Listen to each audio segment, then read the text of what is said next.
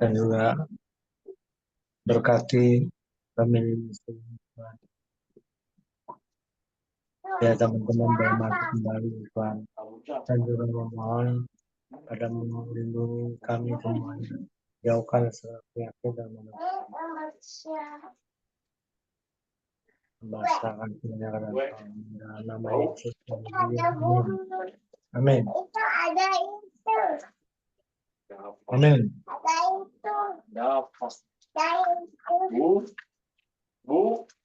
Amin. Kita bisa mulai, Pak. Silakan Pak Liman Handoko untuk Bapak. Ya, langsung Pak. Oke, terima kasih, Pak. Mari kita berdoa sebelum firman Tuhan disampaikan. Minta hikmat dari Tuhan apa yang kami sampaikan. Bapa di surga, terima kasih dan puji syukur. Jikalau pada sore ini kami diberi kesempatan segape oleh Tuhan untuk bisa memberitakan kebenaran firman Tuhan. Roh Kudus, tolonglah hamba-Mu di tengah-tengah kelelahan, di tengah-tengah kelemahan-kelemahan kami. Engkau kuasai lidah bibir mulut hamba-Mu, kuasai pikiran kami, kuasai hati kami, semuanya di dalam kekuatan dan pimpinan Tuhan, sehingga apa yang kami sampaikan adalah betul-betul kebenarannya dari Engkau sendiri, ya Tuhan. Oleh Tuhan, kami butuh Engkau untuk menguasai kebenaran firman Tuhan ini. Engkau mau menambah atau mengurangi setiap kata-kata kami, sehingga kebenaran firman itu betul-betul mencapai tujuan untuk memuliakan nama Tuhan. Berkati orang yang di Zoom ini Tuhan, seberapa banyak orangnya Tuhan, kami tetap memberitakan firman Tuhan dengan serius. Kiranya firman Tuhan masuk pada diri mereka masing-masing, dan mereka pulang dengan damai sejahtera Engkau, ya Bapa. Berkati orang yang ada di Zoom ini Tuhan, dan berkati orang yang nanti ada join lagi. Tuhan menolong, kuasai internetnya, kuasai cuacanya, kuasai listriknya, kuasai wifi-nya, audionya, videonya, semuanya berjalan dengan baik. Juga nanti acara tahajudnya sudah berjalan dengan baik. Tuhan memberkati. Sehingga semua Zoom ini berjalan dengan baik. Berkatilah hamba-Mu sekali lagi Tuhan, kami siap untuk mendengarkan kebenaran firman-Mu Tuhan.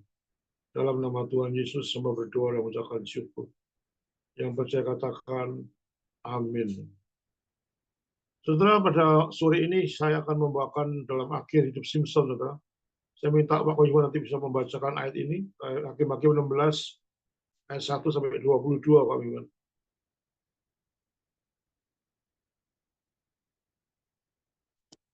Bisa bacakan Pak Koyuman? Hakim-Hakim 16, ayat 1 sampai 22.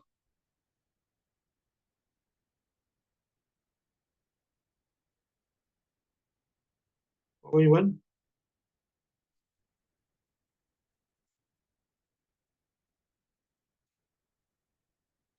Ada orangnya.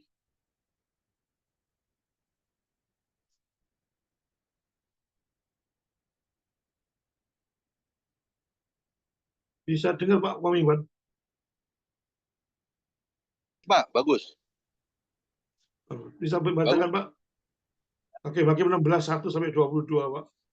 Saya nggak bisa Pak, saya di rumah sakit Pak. Oh, sorry. Sampai bisa Pak. Pasti Hadi mungkin bisa Pak. Nggak tolong.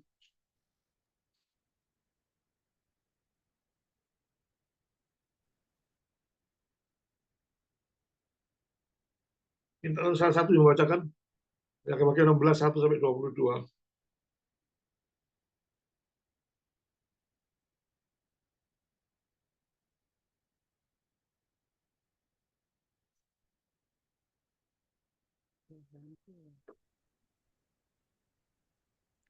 Walter bisa Pak Walter?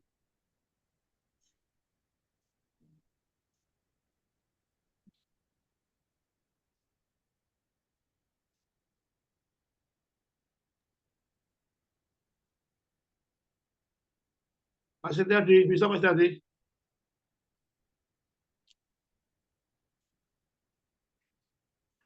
Nggak ada orang ya semua ya. Saya bantu ya. Tuh. Nggak ada orang semua ini. Ya, Pak Liman, saya bantu. Iya, Hakim 16, Bu. Terima kasih, Bu. Iya, Hakim 16 sampai 22. 16. Iya. Simson di Gaza. Iya, Ayat sampai 1. 24 ya. Pada suatu kali ketika Simson pergi ke Gaza, dilihatnya di sana seorang perempuan sundal, lalu menghampiri dia. Ketika diberitahukan kepada orang-orang Gaza, Simson telah datang ke sini, maka mereka mengepung tempat itu dan siap menghadang dia semalam-malaman. Itu di pintu gerbang kota. Tetapi semalam-malaman itu mereka tidak berbuat apa-apa. Karena pikirnya nanti pada waktu fajar kita akan membunuh dia. Ayat 3. Tetapi Simson tidur di situ sampai tengah malam. Pada waktu tengah malam bangunlah ia. Dipegangnya kedua daun pintu gerbang kota itu. Dan kedua tiang pintu dicabutnya lah semuanya beserta palangnya. Diletakkannya di atas kedua bahunya. Lalu semuanya itu diangkatnya ke puncak gunung yang berhadapan dengan Hebron. Simson dan Delila. Ayat yang keempat. Sesudah itu Simson jatuh cinta kepada seorang perempuan dari lembah Sorek yang namanya Delila. Lalu datanglah raja-raja kota orang Filistin kepada perempuan itu sambil berkata, cobalah bujuk dia untuk mengetahui karena apakah kekuatannya demikian besar dan dengan apakah kami dapat mengalahkan dia dan mengikat dia untuk menundukkannya. Maka kami masing-masing akan memberikan 1.100 uang perak kepadamu. Lalu berkatalah Delila kepada Simson, ceritakanlah kiranya kepadaku, karena apakah kekuatanmu demikian besar, dan dengan apakah engkau harus diikat untuk ditundukkan. Ayat 7, jawab Simson kepadanya, jika aku diikat dengan 7 tali busur yang baru, yang belum kering, maka aku akan menjadi lemah dan menjadi seperti orang lain manapun juga. Lalu raja-raja kota orang Filistin membawa 7 tali busur yang baru yang belum kering pada perempuan itu dan ia mengikat Simson dengan tali-tali itu. Sedang di kamarnya ada orang bersiap-siap. Kemudian berserulah perempuan itu kepadanya, orang-orang Filistin menyergap engkau Simson. Tetapi ia memutuskan tali-tali busur itu seperti tali rami yang terbakar putus apabila kena api. Dan tidaklah ketahuan di mana duduk kekuatannya itu. Kemudian berkatalah Delila kepada Simson, sesungguhnya engkau telah mempermain-mainkan dan membohongi aku. Sekarang ceritakanlah kiranya kepadaku dengan apa engkau dapat diikat. Jawabnya kepadanya, jika aku diikat erat-erat dengan tali baru yang belum terpakai untuk pekerjaan apapun, maka aku akan menjadi lemah dan menjadi seperti orang lain manapun juga. Kemudian Delila mengambil tali baru. Diikatkannya lah dia dengan tali-tali itu dan berseru kepadanya, orang-orang Filistin menyergap engkau Simson. Di kamar ada orang bersiap-siap, tetapi tali-tali itu diputuskannya. Tanggal di tangannya seperti benang saja. Berkatalah Delila kepada Simson, sampai sekarang engkau telah mempermain-mainkan dan membohongi aku.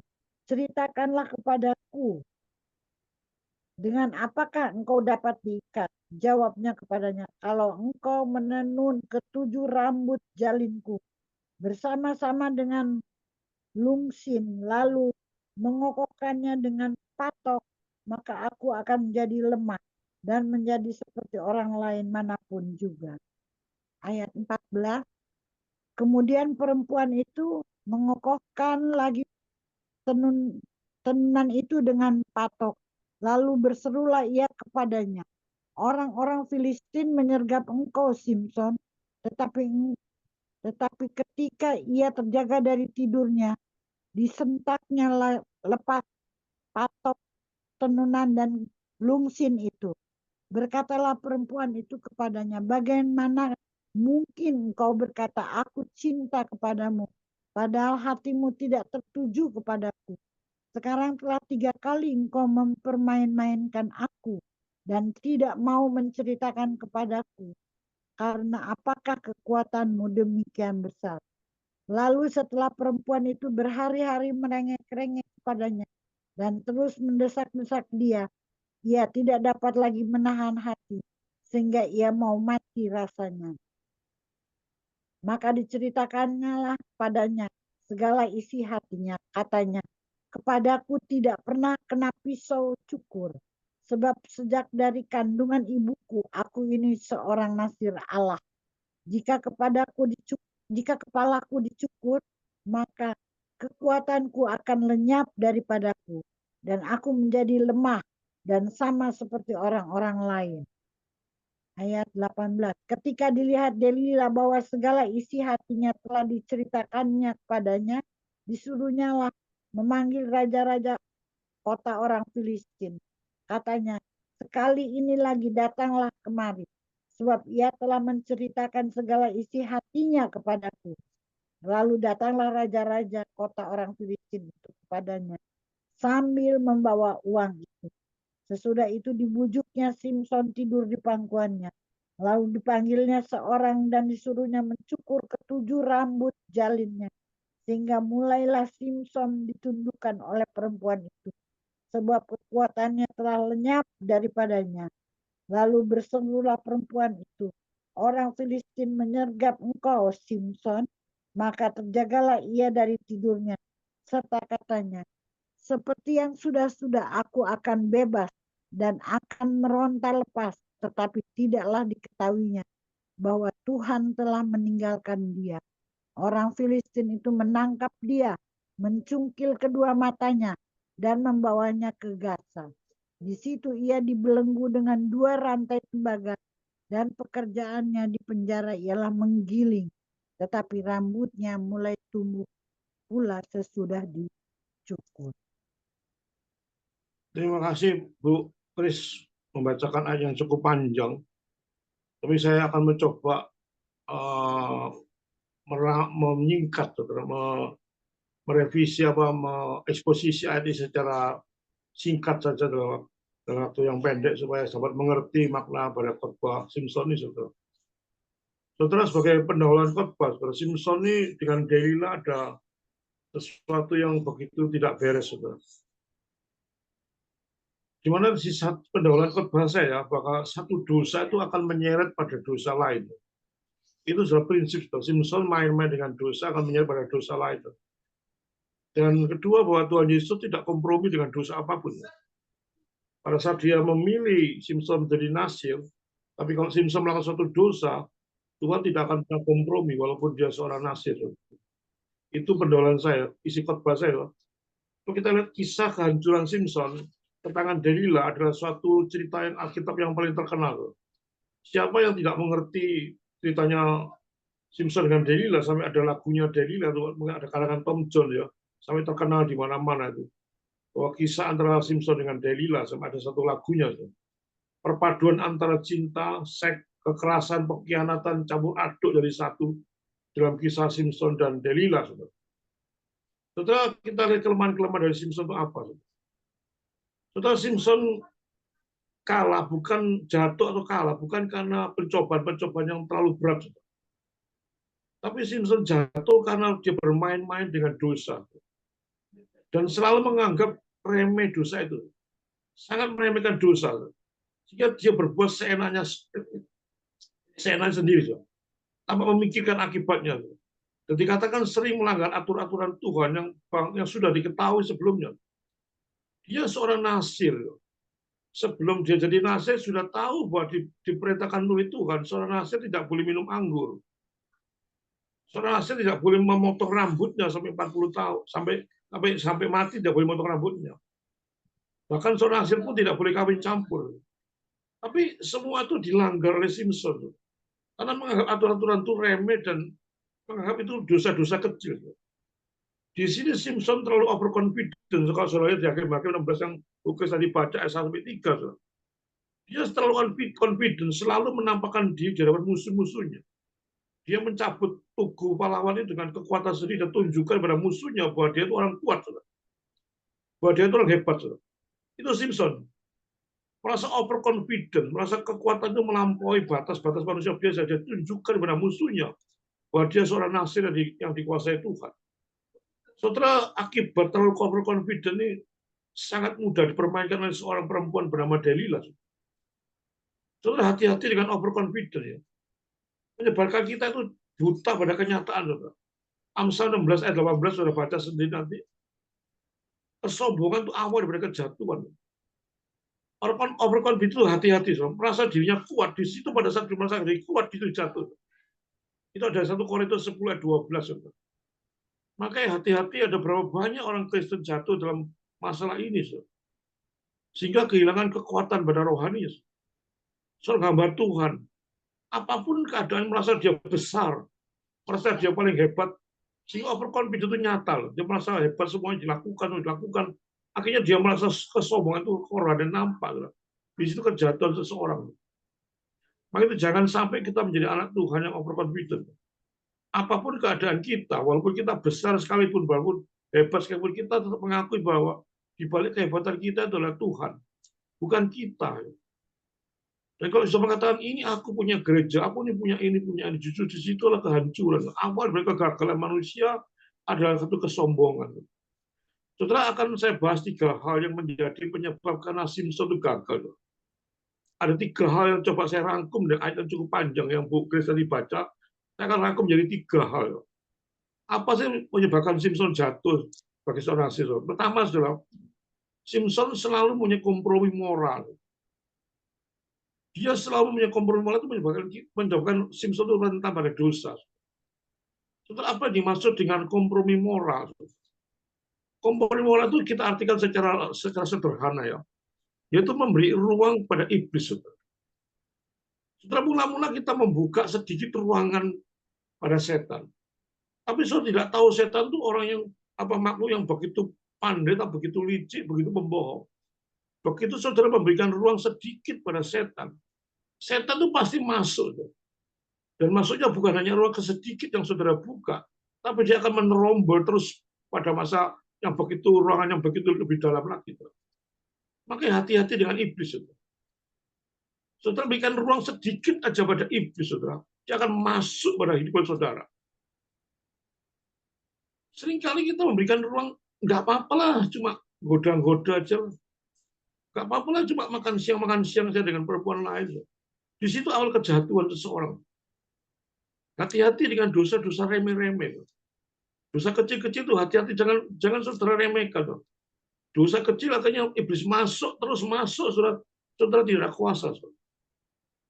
Yang kedua, saudara, Simpson dan Delilah saudara tidak pernah tercatat di Alkitab untuk pernikahan secara resmi. Dia punya pernikahan secara gelap di mata Tuhan. Saudara, kalau saya lihat saudara kejatuhan moral seseorang, saudara, saya katakan tadi memberi ruang pada setan. Kalau saya melihat kejatuhan seseorang, masalah tidak pernah secara mendadak seperti terjun bebas dari tebing. Ya. Nggak mungkin. Kita jatuh pada dosa itu secara perlahan-lahan. Tidak mungkin kita langsung jatuh begitu terbang seperti terjun bebas. Kenapa? Kita meremehkan dosa kecil-kecil. Dosa kecil-kecil kita tidak sadar. Kita cuma, ya sudahlah ngantarkan wanita lah. Jadi kasih contoh secara intelektual. Nggak apa-apa lah sekedar cuma 1 mobil. Kan kita nggak apa, sekedar kita makan-makan siang. Sekedar kita apa, kita katakan hati-hati. Setelah itu tidak diajukan, ya. Nggak apa-apa kok, cuma kita ketemu-ketemuan aja. Terus. Ini kebanyakan terjadi, saya alami dengan teman-teman saya banyak, karena memang saya berhubungan seperti itu. Jatuhnya seseorang itu bukan terjun bebas, ada tahap-tahapan. Seperti saudara menuruni lereng. Makin lama makin cepat, saudara nggak bisa apa-apa. Nggak bisa menahan situasi kondisi. Saudara, ini keadaan saudara dan saya. Saudara. Oh, hati-hati sekali dengan dosa-dosa kecil. Kalau saya perhatikan dengan dosa-dosa kecil yang jangan diremehkan oleh Simpson, saudara menjadi orang yang paling baik. Tapi kalau dosa kecil diabaikan, saudara, muncul dosa besar. Saudara. Dan saudara tahu cara kerja setan itu beda dengan cara kerja Tuhan. Saudara. Yang sering saya katakan, kerja setan itu manis. Saudara. Enak, saudara. Enak, kelihatannya enak. Semuanya enak, serba enak. Selingkuh benda enak, enak, semua enak. Tapi lama-lama pahit. Saudara. Itu keadaan setan itu tidak mungkin setan memberikan satu promosi dengan sesuatu yang tidak enak. Pasti enak. Enak langsung jadi kepahit. Lalu kalau kerja Tuhan, gimana Tuhan memberikan satu syarat bahwa ikut Tuhan atau pikul salib dan sangkal diri. Itu sesuatu yang pahit. Coba. Kita menentang dengan apa ya? Menentang dengan hobi kita, menentang dengan ego kita, itu pahit, sangat sulit. Tapi kalau kita berjuang dengan serius, lama-lama jadi manis. Dan sekelas pencobaan dari setan, itu datangnya dengan kedok yang menarik. Kalau setan Delila itu seorang perempuan yang cantik, yang menarik. Setan itu sering menggoda saudara saya itu bukan hal-hal yang menakutkan seperti pocong, sundel bolong atau suster ngesot, macam-macam genderuwo. Itu mencoba-cobaan setan yang kelihatan serem tapi nggak ada apa-apanya. Cuma sekedar takut. Tapi yang paling bahaya, pencobaan setan dalam bentuk rupa yang menarik, yang indah, dan yang memuaskan. Justru di situ bahayanya. Kalau kita digoda dengan penampakan yang tidak karu-karuan atau apapun, itu bagi kita memang menakutkan, tapi nggak berbahaya. Tapi kalau kita digoda dalam bentuk-bentuk yang betul-betul indah, menarik, memuaskan, itu justru yang bahaya. Saudara, yang ketiga, saudara, pergaulan yang salah. Saudara. Pergaulan yang salah itu membuat kita jatuh pada dosa. Ini ciri khas kenapa Simpson jatuh pada dosa. Karena pertama karena kompromi moral, karena dia tidak tahu cara kerja setan. Katanya enak, sombong. Dia memamerkan suatu kekuatannya di pandang orang, dipuji-puji orang. Rasanya enak, terus berjalan terus, sehingga tidak tahu itu jebakan-jebakan setan. Dan seringkali kita terjebak oleh setan dalam kondisi seperti itu. Yang ketiga, yang terakhir, pergaulan yang salah, membuat kita seringkali jatuh pada dosa. Pilihan Simpson itu bergaul dengan wanita-wanita yang salah. Pertama, dia bergaul dengan perempuan Filistin dari Timnah. Dengan enak aja mengambil perempuan itu tanpa kompromi. Padahal orang tuanya sudah melarang. Jangan Simpson, kamu sudah dilahirkan sebagai nasi, jangan pernah kawin campur dengan orang Filistin. Orang yang tidak bersunat, tapi nggak peduli Simpson. Dengan matanya menarik perempuan itu, tidak peduli siapapun, dia anggap remeh aturan Tuhan. Dia langsung meminta ayah ibunya untuk melamar di perempuan Filistin. Dia bergaul dengan pelacur dari Gaza. Yang terakhir dia bergaul dengan Delila, pengkhianat dari lembah Sorek. Tiga perempuan membuat satu kehancuran pada karakter Simpson. Saudara, Tuhan itu menyuruh kita menjauhi pencobaan, bukan melawan pencobaan. Ada 1 Korintus 6-18, 1 Timotius 6-11, saudara sendiri. Dalam masalah-masalah seperti ini, saudara. Dalam menghadapi, seringkali saya berkhotbah, dalam menghadapi perkara apapun, saudara hadapi, itu perintah Tuhan. Saudara menghadapi hutang yang banyak, saudara harus berani menghadapi. Saudara menghadapi bahaya-bahaya apapun, sebagai gentleman, saudara harus hadapi. Tapi Tuhan berkata dalam menghadapi kasus ini, saudara, kasus perempuan, kasus perselingkuhan, saudara tidak boleh menghadapi. Saudara. Itu ada di dalam Amsal, di dalam manapun, dikatakan larilah. Larinya berarti larinya itu menjauhi. Saudara jangan pernah dekat-dekat, saudara. Nggak apa-apa kok cuma dekat-dekat aja. Justru di situ kehancuran. Kalau saya menghadapi masalah apapun, masalah pekerjaan, masalah selisih dengan orang, masalah nggak beres, nggak hadapi sebagai seorang yang betul-betul digariskan menang. Tapi kalau menghadapi masalah perempuan ini, saudara, masalah hal seperti itu, saudara, jangan pernah dihadapi. Bahkan lari, saudara. Menjauhi, saudara. Memang sulit, saudara. Kita sudah terlibat dalam masalah percabulan atau perzinahan, seringkali sulit menghindari. Tapi itu harus sesuatu yang dilakukan supaya saudara menjadi orang yang betul-betul menjadi hidup yang kudus dan serius. Gaya hidup saudara bukan seperti itu. Kegiatan-kegiatan waktu senang, hati-hati. Kamu mau nganggur lah, main-mainlah di nightclub. main-main di mana-mana, saudara. Justru bahaya, saudara. Sangat bahaya, saudara. Daud pada waktu jatuh dalam perzinahan karena dia menggunakan waktu senggangnya untuk main-main. Sana semua perang, dia main-main dengan melihat perempuan mandi, akhirnya terlibat suatu perzinahan yang lebih dalam. Saudara, inilah keadaan kita. Saudara, dosa, saudara, benar-benar membuat kita tuh bodoh dan terpelosok. Dikatakan Amsal seperti apa ya? Seperti kebo ditarik. Saudara. Kalau seorang kerbau itu tahu bahwa dia ditarik pada pembantaian, tapi dia nurut, saudara. Itu dilambangkan seperti itu. Kita tahu bahwa satu hal seperti itu begitu jahatnya dosa itu, dan akibat pada dosa kawin campur, akibat dosa perselingkuhan yang begitu dalam itu, akibat dosanya itu seumur hidup. Saudara tahu akibat dosa itu seumur hidup, tapi saudara seringkali lakukan karena dia bodohnya luar biasa. Coba kita lihat secara logika akal. Delila itu sudah 3 kali membujuk, yang Pak Bulbis tadi membacakan, saya supaya ringkas saya baca. Delila sudah 3 kali dibujui oleh Delila, Simpson. Tapi kenapa Simpson sudah tahu bahwa 3 kali Delila membujuk? Tapi kenapa dia tetap melakukan sesuatu yang dilarang oleh Tuhan? Inilah kebodohan. Dosa itu mbak kita bodoh, nggak ngerti apa-apa. Walaupun orang pinternya luar biasa, logikanya mainnya luar biasa, orang S3, S4, pinter, kalau sudah masalah wanita. Wanita percaya semua itu jadi bodoh. Seperti Amsal 5:3-4, saudara. Coba kita baca ya, saya akan bacakan ayat Amsal 5:3-4 supaya saudara tahu, saudara, bagaimana bahayanya seorang yang betul-betul bergaul dengan orang-orang seperti itu. Amsal 5:3-4 ya. Dikatakan ayat 3 dan 4, karena bibir perempuan jalang, ya. Karena bibir perempuan jalang menitikkan tetesan madu, dan langit-langit mulutnya lebih licin daripada minyak. Bayangkan bibir perempuan jalang licinnya seperti minyak, tapi kemudian ia pahit seperti empedu, dan tajam di pedang bermata 2.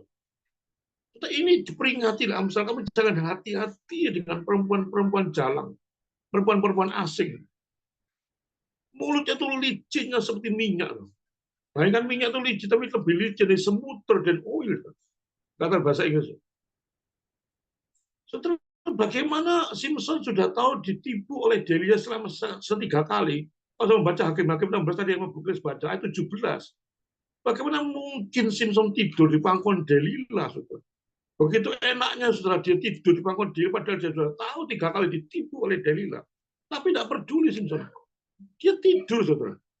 Sehingga akhirnya dalam ayat 9, 12, 14, saudara, akhirnya Simpson tidak tahan. Dengan rengean seorang perempuan jalang itu, saudara, akhirnya dia mengungkapkan kelemahannya selama 40 tahun, dia simpan, saudara, tapi tidak tahan. Melihat seorang perempuan itu menangis di hadapan dia, merengek terus. Saudara. Ini akibatnya dia meremehkan Delila. Kenapa dia, secara logika akal sudah 3 kali ditipu, kenapa tidak lari kepada Delila? Tapi mendekat terus, saudara. Sudah 3 kali ditipu. Kalau ditipu orang, sudah 1 kali ditipu, 2 kali ditipu, mungkin saudara sudah saya kumpul orang itu. Tapi Simpson enggak, saudara. 3 kali ditipu, tetap dia, istilah Surabaya mendodoti, tidak mau pergi. Bahkan dia tidur di pangkuan Delila. Dia lupa. Sebagai panggilan seorang Nasir Allah harus menjaga rambutnya. Itu sudah diperintahkan sebelum dilahirkan. Kau akan beri seorang Nasir, tapi hati-hati karena rambutnya tidak boleh dicukur selama hidupnya. Dan itu tahu, saudara, Simpson tahu. Tahu itu aturan Tuhan. Kejahatan Simpson itu selalu meremehkan dosa-dosa kecil, diremehkan. Dan merasa di overconfident. Sehingga jatuh pada seorang perempuan dari Abah Soek. Saudara, dosa-dosa kecil saya tekankan pada saudara. Jangan dibiarkan. Kalau dibiarkan menjadi dosa besar yang sulit diatasi. Api yang kecil sudah bisa padamkan seketika. Tapi kalau sudah api yang besar luar biasa sulit dipadamkan. Sumber kesalahan dari Simpson bukan terletak pada ketidaktahuan aturan Tuhan. Dia tahu aturan Tuhan. Tapi ketidaktaatan pada Tuhan itu menjadi suatu kejatuhan Simpson. Dia tahu aturan Tuhan, tapi dia tabrak terus. Ini seperti keponakan saya pada waktu dia berselingkuh dengan seseorang. Saya tanya secara fair, kenapa sih kamu selingkuh? Kamu nggak kasihan sama anak istrinya. Dia cuma berkata pada saya, itu cuma main-main kok. Pertama sekedar main-main, sekedar pergi, sekedar apa, tapi lama-lama masuk lebih dalam, akhirnya terlibat suatu kondisi yang sulit untuk sekarang sudah punya anak 1, 2, sulit sekali dilepaskan. Dia tahu kalau itu terjadi itu bahaya, tapi dia lakukan terus. Itu kesalahan kita, logika akalnya di bypass semua. Kita seringkali nggak apa-apa. Satu dosa nyeret pada dosa lain itu awal khotbah saya. Sehingga kemudian saya itu menangis. Saya tidak tahu berbuat apa sekarang. Kalau sudah terlanjur. Nah itu sudah penyesalan seumur hidup. Bukan ketidaktahuan. Tapi ketidaktaatan itu membuat Simpson jatuh. Setelah akhir hidup Simpson, setelah cepat saya bisa menyatakan sudah ada diskusi banyak di sini. Dan akhir 1621 akibat mengerikan, akibat dosa Simpson itu apa? Dulu dia punya kekuatan fisik yang hebat daripada Tuhan. Tapi dengan dicukurnya rambut oleh Delila, kekuatan Tuhan semuanya terlepas. Sekarang Simpson terikat, dipermalukan, bahkan dicungkil matanya. Dia orang buta dipermainkan sebagai pelawak, dibikin oleh orang Filistin. Membaca ayat selanjutnya, dibikin oleh orang Filistin. Setelah kenapa mata Simpson dicukil? Setelah saya ini cuma menerka-nerka suatu penafsiran berlogika akal. Karena mata Simpson terus memandang wanita itu dengan nafsu-nafsu tidak karu-karuan, justru dicungkil oleh Tuhan matanya. Makna apa yang kita lihat kini? Kenapa Simpson dicungkil matanya? Karena mata menjadi masalah bagi dia. Dia melihat wanita tidak tahan. Jika dengan mata dicungkil Tuhan, itu hati-hati dengan saudara saya. Ada dosa-dosa tertentu dalam hidup saudara. Apakah dosa itu, saudara? Mungkin saudara terlalu senang dengan uang, saudara. Tuhan akan cungkil itu uang. Mungkin hobi saudara terlalu menonjol dibandingkan saudara cinta pada Tuhan, akan dicungkil itu hobi saudara. Saudara, Allah kita Allah yang penuh dengan cemburu. Saudara. Kita tidak bisa nomor duakan Tuhan. Kita boleh nomor satukan Tuhan.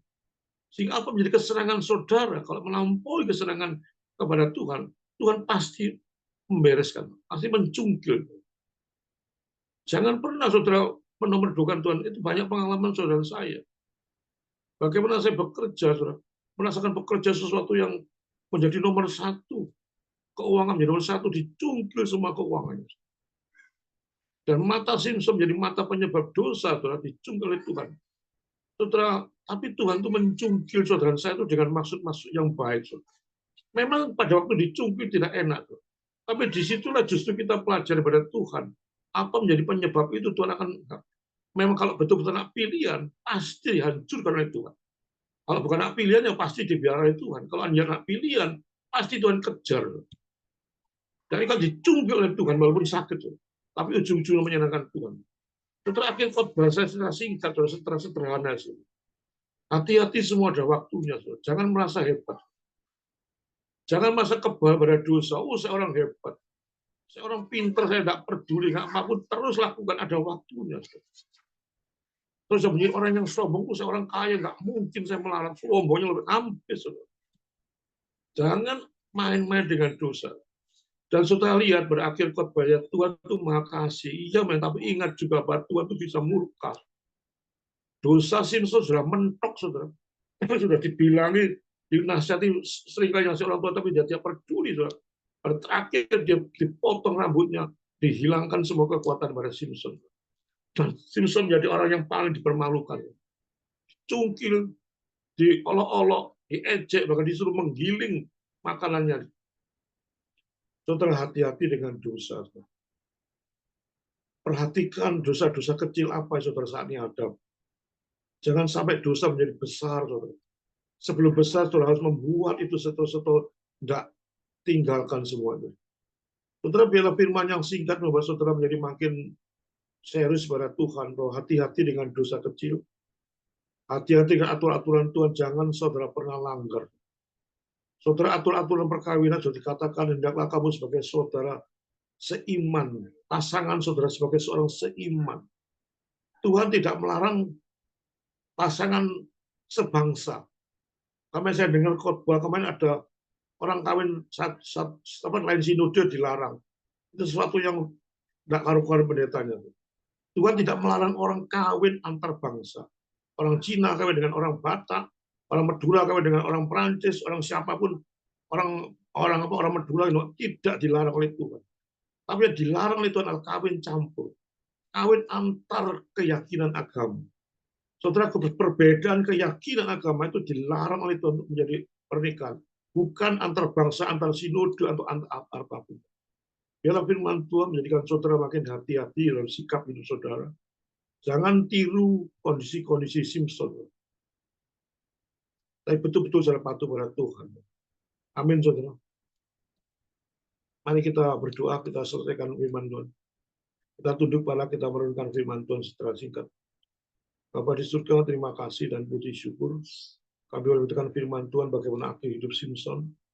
Biarlah kami menceritakan Simpson menjadi pelajaran bagi hamba, bagi anak-anak Tuhan di ini, supaya tidak meniru keadaan Simpson. Tapi betul-betul menurut aturan Tuhan. Hidup ini penuh dengan resiko, hidup penuh dengan kadang-kadang tidak enak, tapi bila kita ikut Tuhan, pikul salib dan sangkal diri. Bila kita terus berjalan dengan suatu kondisi apapun, sehingga semuanya ujung-ujungnya menyenangkan nama Tuhan. Terima kasih Bapak, berkati sukni Tuhan, berkati ada tanya ajab nanti, semuanya bisa berjalan dengan baik. Dalam nama Tuhan Yesus, hamba berdoa dan mengucapkan syukur. Amin. Saya serahkan pada host lagi.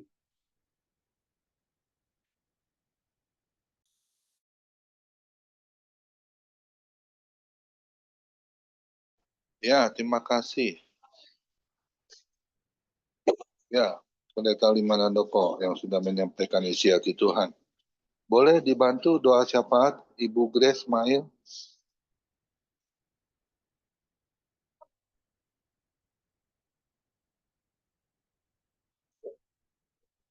Suaranya belum dibuka, Bu. Ya, kita berdoa, bersyafaat Tuhan. Terima kasih Bapak, terima kasih Tuhan Yesus. Terima kasih untuk firman-Mu. Senantiasa firman yang dikumandangkan keluarga besar family ministry ini menegur setiap kami agar kami lebih berhati-hati dalam menghadapi hari-hari kami. Hari-hari semakin tidak baik, hari-hari semakin jahat. Dan firman menegur kami setiap saat karena Engkau mengasihi kami. Terima kasih Bapak. Biarlah kami mau taat akan segala perintah-Mu Tuhan. Firman-Mu mampukan dengan kuat kuasa Roh-Mu. Kami mau taat kepadamu Bapa. Kami mau menyenangkan hati-Mu. Itulah kerinduan kami Tuhan. Bapa dalam surga, terima kasih. Kalau pada sore hari ini firman menegur kami. Itu supaya kami lebih lagi bertumbuh di dalam Engkau Tuhan. Lebih taat, lebih takut akan Engkau Tuhan Yesus. Dari segala-galanya. Tuhan Yesus, terima kasih. Terima kasih Bapa. Biarlah firman yang diberitakan pada sore hari ini menguasai hidup kami Tuhan. Khususnya keluarga besar family ministry. Yang pada sore hari ini menerima firman ini. Biar kami mau taat kepadamu Tuhan. Lebih dari segala-galanya. Takut akan Engkau dalam hidup ini Tuhan. Lebih lagi Tuhan Yesus. Sehingga kami menjauhi keinginan-keinginan daging. Keinginan iblis. Tapi kami mau menyenangkan hati Tuhan. Terima kasih Bapa. Dengan taat kami mau datang ke hadiran-Mu Tuhan Yesus. Engkau layak Tuhan. Engkau layak untuk ditinggikan, dimuliakan. Engkau layak Tuhan Yesus menerima pujian dan penyembahan kami. Terima kasih Bapa. Engkau berkati Bapak Alim Pudukundoko yang sudah menjadi saluran berkat buat kami Tuhan. Berkati kehidupannya, berkati pelayanannya. Tambah-tambahkan hikmat bagi Bapak Pendeta ini Tuhan. Agar dia boleh lebih lagi Tuhan dengan urapan-Mu berbicara bagi banyak-banyak jiwa. Dan banyak jiwa boleh dimenangkan untuk kerajaan-Mu Tuhan Yesus. Jiwa-jiwa boleh bertobat dan hidup takut akan Tuhan. percaya kepadamu Tuhan. Hidup kami ada dalam tangan-Mu Tuhan Yesus. Terima kasih untuk firman-Mu. Terima kasih untuk hamba-Mu yang pada sore hari ini boleh menjadi kepanjangan tangan Tuhan, suara Tuhan bagi kami Tuhan. Terima kasih Bapak.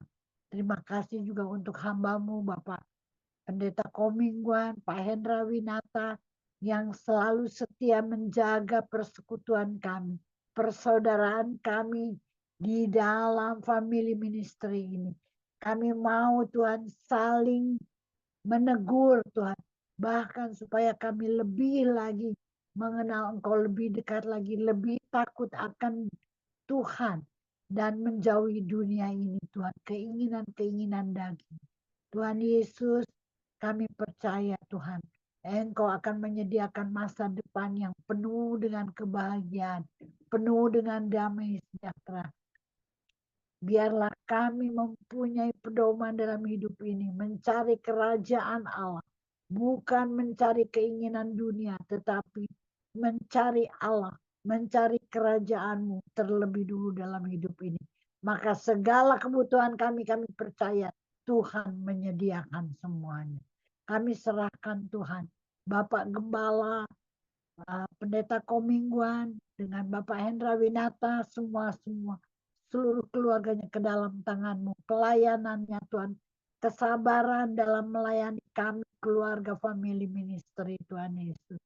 Kami bermacam-macam, tapi kami percaya kami dipersatukan dalam satu iman bahwa Tuhan Yesus adalah Tuhan kami. Engkau Allah yang hidup, yang memelihara, merawat kami. Kami juga berdoa bagi Ibu Komingguan yang sudah berhasil menjalani operasi. Tuhan Yesus, kami percaya Engkau juga yang akan memberi pemulihan bagi Ibu Komingguan Tuhan, agar dia boleh cepat keluar meninggalkan rumah sakit itu dan hidup dalam kesehatan yang sempurna kembali, seperti ketika Tuhan Yesus menciptakan kami. Kami percaya Tuhan, banyak kesalahan yang kami perbuat, tapi kami punya Tuhan yang siap sedia mengampuni setiap kesalahan kami ketika kami mengaku di hadapan-Mu Tuhan. Ampuni kami.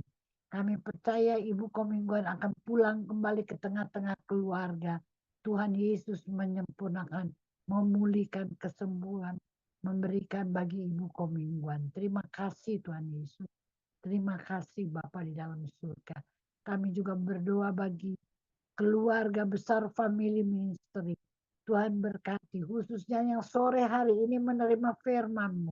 Bapak, biarlah firman itu boleh menguasai kehidupan kami. Dan kami bukan hanya mendengar pada sore hari ini, tapi kami menjadi pelaku-pelaku firman Tuhan. Firman yang diberitakan Tuhan, dengan kuat kuasa Roh-Mu menguasai hidup kami dan mengajari kami untuk kami hidup taat akan firman yang Tuhan sudah berikan bagi kami Tuhan. Terima kasih Bapak. Terima kasih untuk keluarga besar family ministry. Jadikan kami Bapak-bapak tiang doa, ibu-ibu tiang doa di tengah-tengah keluarga, dan bapak-bapak akan menjadi imam di tengah-tengah keluarga. Hidup takut akan Tuhan dan membawa keluarga kami masing-masing untuk lebih dekat lagi, lebih mengenal Kristus sebagai Tuhan Allah kami yang hidup.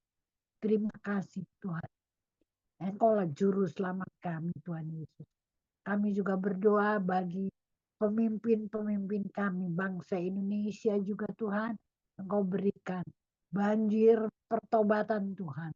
Banyak orang Indonesia, bangsa kami yang bertobat Tuhan. Oleh sebab itu Tuhan Yesus, kami berdoa bagi pemimpin-pemimpin kami, agar mereka mempunyai roh takut akan Tuhan, memelihara bangsa ini dengan takut Tuhan, sehingga banyak jiwa juga boleh diselamatkan Tuhan. Terima kasih Tuhan untuk Indonesia. Kami percaya Tuhan ada di tengah-tengah bangsa kami. Tuhan memimpin kami, Tuhan menyelamatkan lebih banyak lagi bangsa kami Tuhan. Berikan pertobatan Tuhan Yesus. Engkau layak Tuhan. Kami semua percaya bahwa akhir dari semuanya bangsa Indonesia akan bertelut mengaku Yesus Kristus adalah Tuhan. Dengan lidah mereka mengaku, dengan lutut yang bertelut Tuhan, Yesus adalah Tuhan kami, Juru Selamat kami Tuhan Yesus. Terima kasih Bapak, terima kasih. Dan juga kami serahkan semua persoalan Indonesia ini ke dalam tangan. Hamba-hambamu yang melayani juga kami percaya Tuhan. Engkau memilih hamba-hambamu. Oleh sebab itu Tuhan, apa yang menjadi kebutuhan dalam pelayanan, dalam keluarga Tuhan cukupkan. Tuhanlah yang bertanggung jawab atas segala kebutuhan dari hamba-hambamu. Kami kembalikan semua ke dalam tangan-Mu Tuhan Yesus. Jadilah kehendak-Mu dalam kehidupan kami. Mampukan kami untuk melakukan kehendak-Mu. Jangan kehendak kami, tapi kehendak-Mu lah yang jadi Tuhan. Ajari kami agar kami menarik segala kerajaan Allah yang sudah tersedia ke bumi ini. Dan kami boleh menjadi tiang-tiang doa yang menyelamatkan banyak-banyak jiwa Tuhan. Mujizat-Mu nyata bagi kami. Dalam kelemahan dan kekurangan kami, kuasa-Mu semakin nyata. Terima kasih Tuhan. Terima kasih Bapak. Kami serahkan doa syafaat kami dalam nama Tuhan Yesus Kristus. Allah kami yang hidup. Terpujilah Kristus selama-lamanya. Haleluya. Kami serahkan kepada Bapak Pendeta Komingguan untuk memberkati.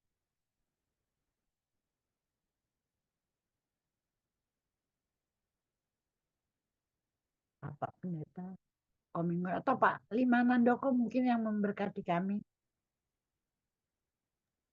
Ayo kita doa dengan berkat. Biarlah berkat dan kuasa pada Tuhan menyertai kami sekalian ada di Zoom ini. Dan mereka menjadi pelaku-pelaku firman Tuhan dengan serius memperhatikan apa yang dikatakan oleh Tuhan. Biarlah kekuatan dan pertolongan Tuhan dan damai sejahtera menguasai kehidupan anak-anakmu. Biarlah pulang dengan semesta dari Engkau sendiri ya Bapa. Amin. Amin, amin. Saya serahkan kembali kepada siapa ini?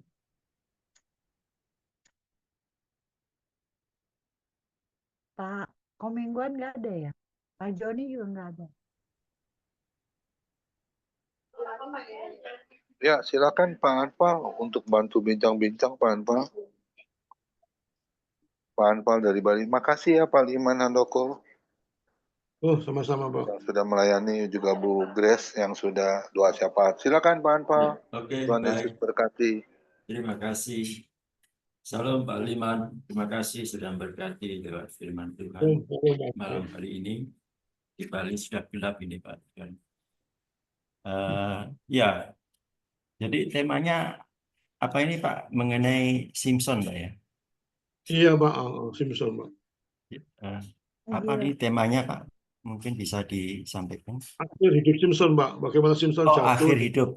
Iya, memang akhir hidup cukup tragis ya. Harus dicungkil matanya. Tapi dia seorang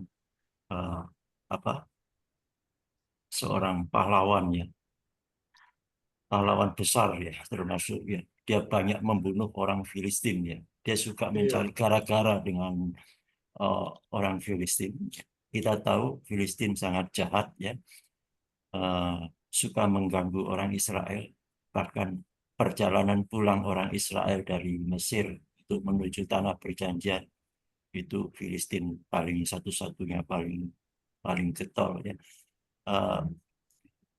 Ya, memang cukup tragis, tapi di dalam hakim-hakim nih Pak ya, hakim-hakim